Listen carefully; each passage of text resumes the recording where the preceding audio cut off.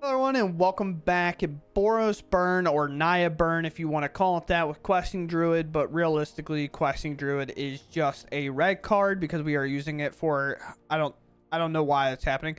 We're just using it for the Seek the Beast ability on it. It does say exile the top 2 cards of your library until in the next end step you may play those cards. We do this because it's an instant speed spell, so we're able to hold up removal like Lightning Helix or Burst Lightning or 2 Burst Lightnings or a Shock into Burst Lightning or even a Boros Charm if we want to deal 4. If that's what the game kind of comes down to, as you'll see in the video, there's a couple of spots where we were looking to cycle and our opponent didn't necessarily stop us from losing or stopped himself from losing the game. So we ended up just burning them out instead of this. But if they had a way to gain some life, we would have opted for the Questing Druid over that. But regardless, this is why we are playing a little bit of green here. If you don't necessarily want to play this, maybe you just want to play Rinse Resolve and call it a day, you can just kind of cut these, play 2 Thran Portals, and play 4 more basic mountains. It's not really going to come back to bite you too much. These are basically replacing mountains and Thran Portal. I'm not a huge fan of Thran Portal myself, so it's not necessarily something I buy into. But outside of that, we have Boltwave to deal 3 damage, Burst Lightning to deal 2, and for 5 we deal 4. We have Higher Claw that deals 2 damage per attack, which it'll do quite often, as a lot of decks are being more mid-range style or slow like Domain. So Higher Claw is getting a ton more value than probably any other 1-drop on its own. Outside of that, we have Swiftspear 1-2 with Haste and Prowess, which is always good. 2 Monstrous Rages. We don't play the mouse, like the Manifold Mouse, stuff like that, to get a ton of value off this card. This card is really good, obviously, with Slickshot Show-Off, but we get more value off our burn, especially if our opponent puts an Atraxa in the way. We have to attack still with Monstrous Rage. Instead, we just direct burn spells upstairs, and it actually helps us out more than Monstrous Rage does. But this is such a good card, we still have to play like 2 of them. And then we get into Shock, which is just kind of worse Burst Lightning because it doesn't have the kicker ability on it, but that's kind of whatever. Then we have Slickshot that has what we like to call super prowess in the biz. The toughness doesn't get any bigger, but for that, we get +2 in the damage compartment, and that's all we really care about. If we're blocking with Slickshot, we're probably losing regardless. And with that said, I mean, Burst Lightning becomes 4 damage on its own. Bolt Waves become 5 damage with the Slickshot, and things like that become really, really dangerous. And a Monstrous Rage becomes like 6. We talked about Questing Druid, and for the final card, that is definitely a newer card or an older card, depending like what kind of time you started playing Magic, is Boros Charm. Boros Charm has a lot of modes on it. Very good card. It has a red and a white, deal 4 damage to target player or planeswalker, so no creature target here. Permanents you control gain indestructible, so you don't have to target your permanent and you don't get blown out, but just trying to give 1 protection. You can give all your creatures protection, which we do play quite a bit of, and Higher Claw, Swiftspear, Slickshot, Questing Druid. And then we also have target creature gets double strike until end of turn. This can be super valuable on a card like Slickshot, or even like a Screaming Nemesis, for example, to make it deal 6 damage instead of 4. But Screaming Nemesis is a little bit worse, obviously. But that said, our final card and our best card for like kind of the mirror is Lightning Helix. It's just a 3 damage to any target. We gain 3 life for a red and a white. Not as many modes as Boros Charm, but just as valuable overall because the life gain is so important. And that final card, it being Screaming Nemesis, is dealt damage. It deals that much damage to any other target. That player dealt damage this way can no longer gain life. Really good with Zombify, Valgavoth, and Atraxa decks running around. Screaming Nemesis is a requirement, and playing cards like Shock and Burst Lightning to target our own Screaming Nemesis when they block with a big creature like that. Because technically if they block with Atraxa, they'll gain 7 and then take 7. So then you kind of like, it's neutral, but they can no longer gain life. But if you Burst Lightning or Shock the Screaming Nemesis, you can deal 2 to them, and then that damage happens, and then they just take 7 additional more damage. So it's very, very cool for us. So outside of that, we're going to go ahead and dive into the games. If y'all enjoy my content, please consider subscribing. And final note, I meant to bring this up, but I didn't. If I wanted to play and grind to Mythic, this is probably the deck that I would play straight up. I would just run this until I just got bored, and then I would play something else probably.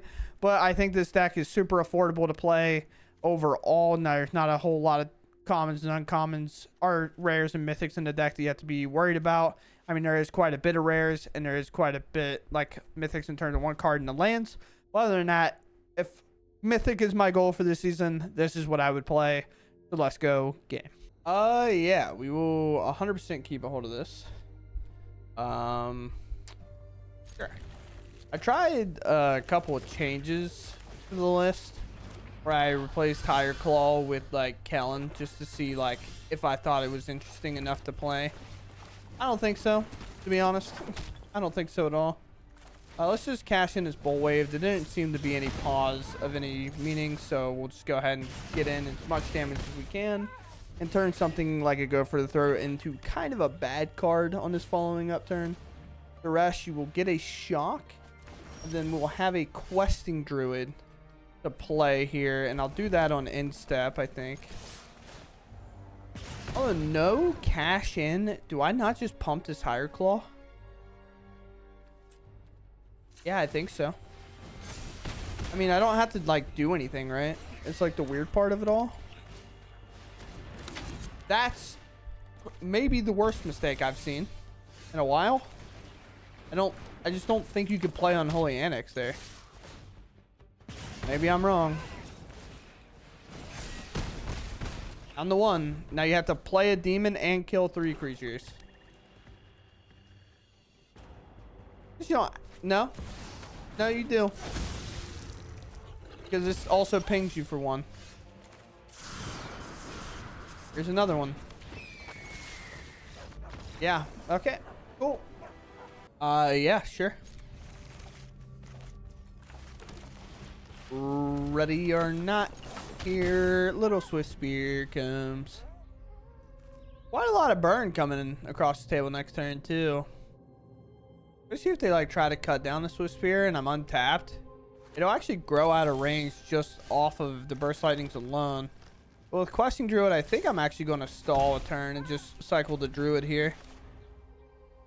Because if I hit like a land and I could play the Druid and cast like a Monstrous Rage on a Swiftspear or cast a Shock on my opponent, I feel pretty confident in my plan. Because then I have like a Questing Druid in, I have a Swiftspear, and Druid would have a counter on it. Are we playing opponent auras maybe? Okay. Questing Druid cycle. Prounce goes on the stack, but that doesn't really matter too much. Or I cast some burn spells here. Opponent takes 3. Here will take 2 more. And then we'll go to combat. We'll attack. And I'll Burst Lightning you as well. Might as well cash in on that juicy 1 extra point while we can. Down to 7 my opponent is. And we still have quite a bit of damage coming across the board next turn. With a Slick Shot into a Burst Lightning. Yeah. With that said, maybe I just go Screaming Nemesis. And if they try to gain life, I'll just Burst Lightning the Nemesis, I guess. If they for some reason have a big spell with a lot of life gain, or they try to play like a couple bats here. Well, that's not going to get her done.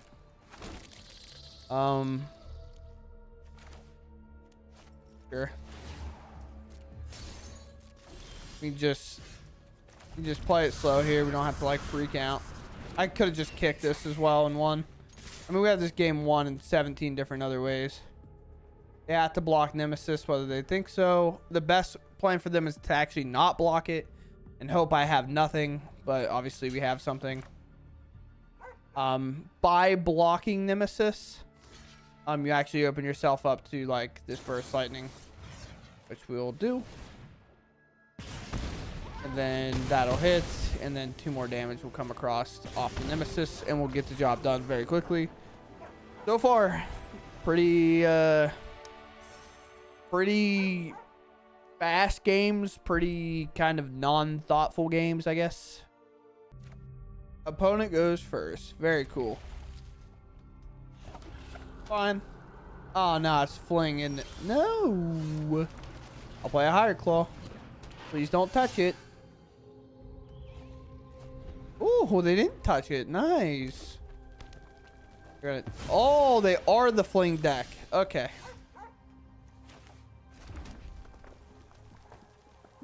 What are the odds if I play a Slick Shot an attack that I'm not just dead next turn. I'm probably just dead, right? That's 1 damage isn't the deal breaker here, right? But they're gonna Monstrous Rage that thing anyway. But if I don't block, it's like automatically lethal. If they go pump, pump, and then fling it.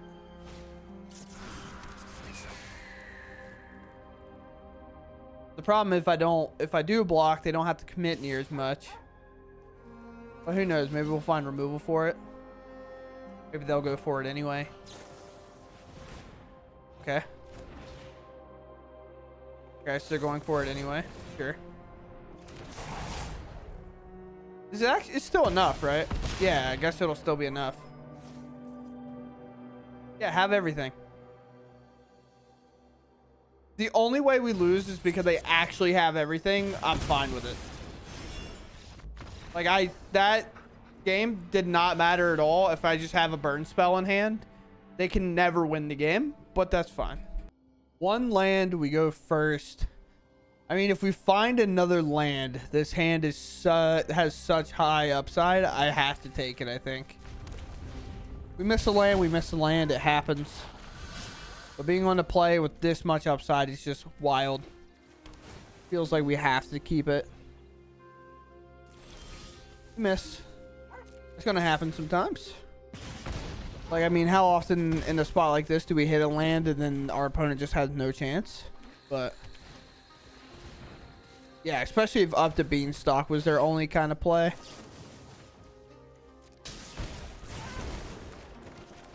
He's so good. Well, we find it now. So that's pretty good. We attack. Do I want a Questing Druid or do I just want to pump this Higher Claw? I think I just make Higher Claw a threat overall. We have a ton of burn, and Questing Druid doesn't necessarily have to get the job done. Because without them gaining any life, like, I just don't care what they do. Attack. They allow it. We will not pump it here, though. There's just 0 reason to do so. Sure. Doesn't give a hexproof or anything. Just double strike, gains indestructible. Sure. Then I pass. So far, so good. Only card I'm afraid of, I guess, is like a Tranquil Frillback, maybe? Or I guess maybe an Atraxa. Like, a lot of this stuff we can actually kind of outpace by the time the game's said and done. A land and a Slickshot with a Monstrous Rage in hand. Can't plot from here, right? Or we can, actually, can't we? No, we can't. I knew we couldn't. Why did I think we could? We'll attack. Alright, so this is going to help reduce their clock by a ton. And this essentially gets like 2 damage across the board. So I'm perfectly fine with that. Or, I mean, it gets 4 damage across the board, not 2 damage. So now they're down to 8. And then if I draw an untapped source, I mean, they're pretty much dead. This is why I genuinely at times get confused when people are like, yeah, I'm going to play Domain on the ladder. I'm just like, all right, man. That is a thing you can do. All right. We just pass. We have no reason to cast any spell right here. We just Boros Charm them, or Helix them, or Burst Lightning them. That's Caretaker talent. Way to play a deck that is playing both Beanstalk and a Caretaker. Fun. That's fun. Sure. This deck right here is wanting to prowl in blue-black really, really bad. Like, that is their ideal matchup, and it's not particularly close. I would like to elect to deal 4 damage to you. There's.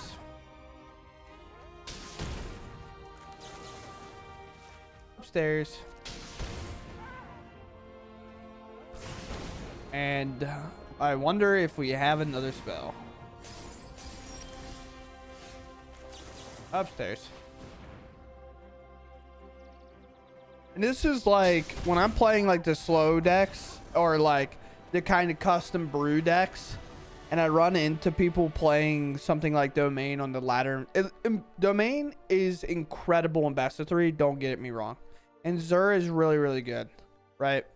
It's just like in best of 1, look how much advantage they have on the board, but they just can't interact with like me targeting them. And so like whenever I play against this, I'm just like, wow, if I was playing red, I feel like I can't lose this game. But then I'll be playing like, I don't know, Gruul Smuggler Surprise, and they're like, yep, I got every answer possible. And I'm like, yeah, if you're just ignoring red as a deck, sure, I guess. You know what I mean? It's a weird give and go, I guess. All right, we go first. Am I okay with playing? I think I want to get the higher claw down. I feel. Hello, Marina, please.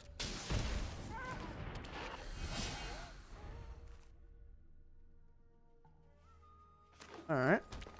Green, Landware Elves, no answer to that. Still no answer to that. We attack. Could be Golgari, most likely Golgari. Could be Elves, I guess.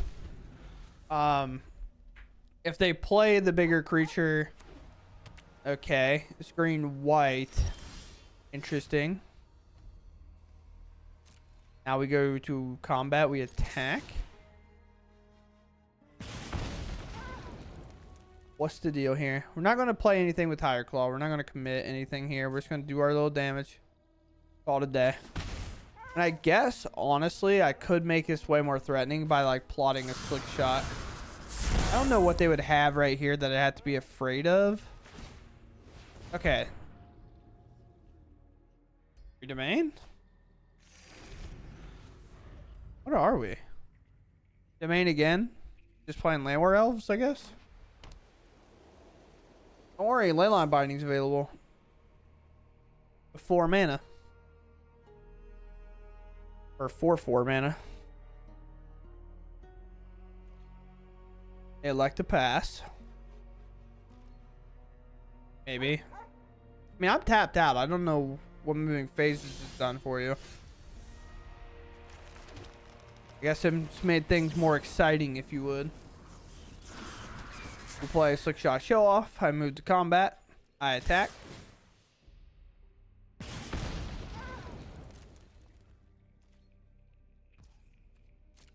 Yeah.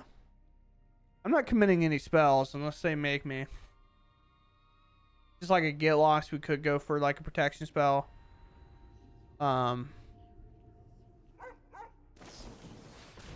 Exile target attacking creature. Yeah, it gives me nothing to go off of. So I'll just continue to do a little bit of damage, and then I'll look to cycle this Questing Druid. This is just going to be a situation where we have to figure out how to burn them down. They do seem like a little of an awkward deck. They have a little bit of life gain, which makes it a little bit harder. There's a Beanstalk. So this is Domain, by the way. They just don't really have a lot of different colors outside of playing the Overlord. You get it? Which means I could probably bolt the Landware Elves, but I'm not going to do that. Land. Okay. Play land. Let's play Higher Claw. And the reason playing Higher Claw makes so much sense here is because that it does allow both of mine to trigger. Could have maybe played the Questing Druid as well. But I think I'm going to cycle the other Questing Druid. The likelihood of hitting another land here is very slim. Or at least hitting 2 more lands on that Questing Druid cycle. We hit 5. We're how deep? 47. So we're at 13. 14 and 15 to have that many lands seems not super likely. I could protect this, just not worth it. You're tapped out. I think I'm still on Questing Druid cycle here. One of the best parts about Higher Claw, just pinging your opponent while like things are going down. I guess. That's gonna make creatures. Do I have to go burn style now? It technically gets there, right? If I Lightning Helix attack, that's 4, and then I can double burn them next turn. Yeah, I have lethal, so I guess just don't bad at the game. All right, Helix here. Down to 9. We untap. We even get more lethal. We attack here. They go to 8. I won't even give them a chance to block. I won't give them the satisfaction. No arena challenge for you. There's arena challenges where like destroy other target opponents' creatures and stuff. So we take that away from them. But yeah, another. I believe that their domain, they just play the Overlord. That's a common trend with this deck. They just decide to go green white with a lot of basics so they can like not play painful mana bases, and sometimes that happens. Very cool. Situation. My whole hand is like playable. I just have to play this Swiftspear. We can always play this land tapped on turn 3. I guess the only reason I wouldn't want to would be like, I don't know. Yeah, it hits well.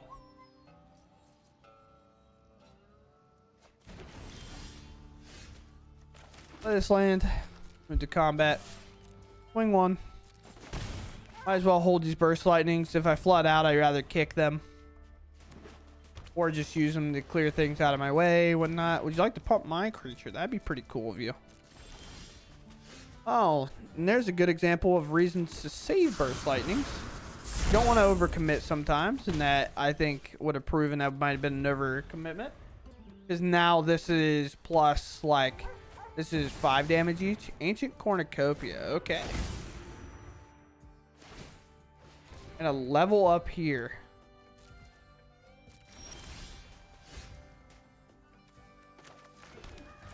Okay. This is going to be old. I mean, I think I'm going all in here regardless, right?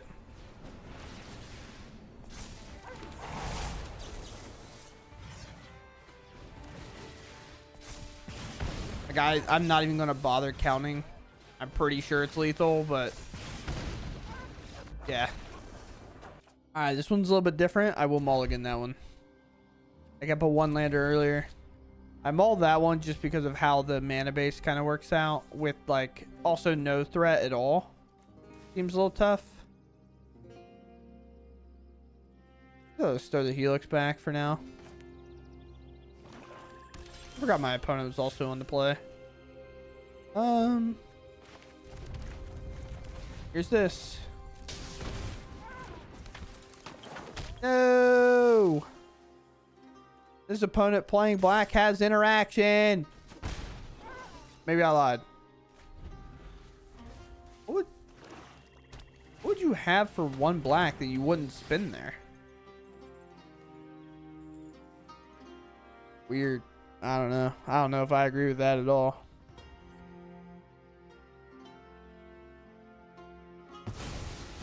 Here. Let's play this dude down. Combat, attack. Shock the life gainer out. Especially if they draw something like, or play something like a Gix, we definitely have to remove that. Screaming Nemesis is going to be a good card if we can hit a land. Not necessarily guaranteed. Questing Druid would also be a good card because we did mulligan. Now, am I going to lose my creature? Okay. Alright. Alright. Upstairs. We'll send 1 for now. I don't think next turn even... It kind of depends what I hit, I guess. I don't think I'm sending this Boltwave anywhere. Alright. Well, that changes things. This puts them at 10. It's like so weird when they play Annex that it's like...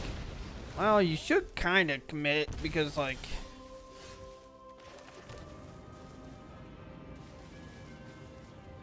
Well, now they got to figure out the Screaming Nemesis play. 3. Good hit on the land there. It could bring up their land as a blocker, and that also counts as a demon. They could make a 6/6, but that doesn't necessarily feel great. They go with Anoint here. Still can technically bring up that land. They go to 5. And they die.